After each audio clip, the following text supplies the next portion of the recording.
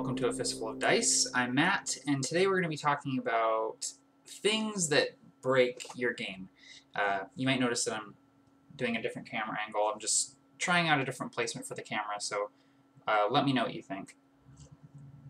But this is something that I've been thinking about a lot lately because I just finished up a sort of a little mini campaign that was set in sort of an extraplanar city. It was this city that I sort of devised that is a city out of time and space that has sort of been created through sheer will and magic. So it doesn't actually exist on any plane, it's just sort of a city, just kind of on its own, not bound by any rules. And so it's sort of like a Mos Eisley type place with lots of different creatures and stranded lost souls and things like that. So did sort of a mini campaign there where I allowed my players to play monstrous player characters. I had an angel. I had two angels actually. I had a Nephilim, which is like a half god. I had a genie, more specifically, and a Freeti, which is basically a fire genie. And I had a tiefling, a half Rakshasa tiefling. So a very strange, tough to plan for party, and I ran into a lot of things that gave me a hard time as a game master, and a lot of that was flying because half the party could fly and fly well. The angels could fly, you know, hundreds of feet at a time, and the genie was fairly good at flying as well. The Nephilim had a strength score of 26. And, you know, and then you've got the at-will spells that creatures have, and things that really make it difficult for a GM who's used to doing just a standard party of characters. So I was sort of thinking about this, and, like, specifically about flying, because the flying was really putting a wrench in the works for me. And I would plan out this encounter and have all these obstacles and monsters and things, and then the encounter would start, and the character or the angel would basically be like, okay, I'm gonna fly, and I would go, oh, shoot, I forgot that she could fly, and it was really starting to bug me, and I was sort of getting a little frustrated with it, and then I realized, you know, it's not on the players, and it's not their fault that they have those abilities, and in fact, even though I'm making a big deal about the fact that these are monstrous characters and that they're not standard, they're hard to plan for, it's not that different. At a certain level, most spellcasters are able to fly. At a certain level, most spellcasters are able to teleport. You know, there are items that will allow you to fly and teleport and turn big and do things that make it really difficult for a GM.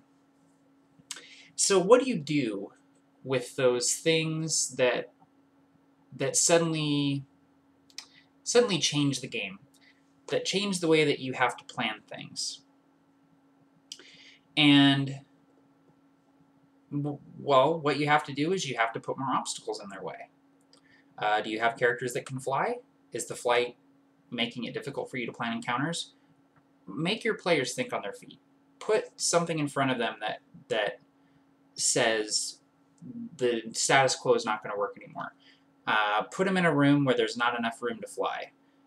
Make them fight a creature that is good at attacking things in the air. Air elementals and other creatures that have the flying ability have a ability called Air Mastery in Pathfinder that gives them pluses if they're fighting things that are in the air. Flying is extremely difficult if you read the rules. Make your characters roll their fly checks, because if they take damage, if they fly too fast or too slow, or fly up too high or down, or fly up too fast or down too fast, they have to roll a check. Make sure you're doing that. And I say fly because that was the big issue in my campaign, but it goes for anything.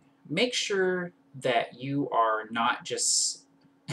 and I don't mean to say this like antagonistically, like don't let your players get away with anything, but like, honestly, like, if they're sort of spamming something and kind of being cheeky about it, getting away with it or whatever, like, oh, I could just fly at any time and escape from this encounter. And it's like, well, yeah, you could, except that there's a giant cage up there that, you know, you can't get past or something. It's no different than setting up an interesting encounter. It's making your players think creatively. And with things like flying and abilities that quote-unquote break the game, it's only giving you more tools in your toolbox as a GM because you have more options. With a level 1 character who can move and maybe cast a spell or two and hack at things with a sword, you are very limited in the options that you have, and you can still do plenty of fun stuff with low-level characters. But as frustrating as high-level characters or strange characters, monstrous characters can be, they can also be extremely rewarding to plan encounters for, because you know, a PC would normally not be able to reach this certain area, but if they can fly, maybe they could, or this creature is so huge that you can't grapple it or do anything like that, but my PCs have an item that allows them to grow big, or they have a spell that allows them to grow big where they could actually grapple this thing. Things like that. So it really opens up a lot of options for you as a game master. So I guess my point in this video is don't think of your players' abilities as things that you have to work around.